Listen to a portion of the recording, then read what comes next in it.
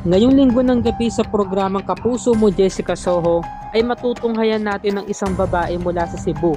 Bigla na lang daw in-injection na ng isang lalaki sa pampublikong lugar at ang pinangangambahan niya, baka raw tinurukan siya ng nakakahawang sakit o di kaya naman ay virus.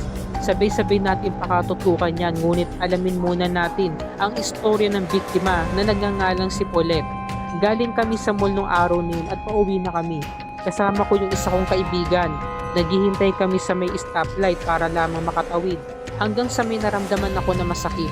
Paglingon ko, may lalaki naka all black. May hinila siya. Wala naman ako nakitang needle o hiringgilya. Pero pagkalipas ng ilang minuto, doon ko naramdaman na bumigat na yung kamay ko at namanhid. Yung pakiramdam na parang akong in-injection na ng vaccine. Umuwi ako at pumunta kami sa pinakamalapit na district hospital sa lugar namin. Yung doktor na kumpirma niya na mayroong bakas ng tusok. In-injectionan ako na anti-tetanus at anti-hepa. Nag-post na lamang ako sa site ko for awareness para sa lahat. Ngayong linggo ng gabi mga kapuso ay pakatunghayan natin ang resulta ng investigasyon kung nahuli na ba o natukoy ang nasabing lalaking nagturok sa kanya na injeksyon.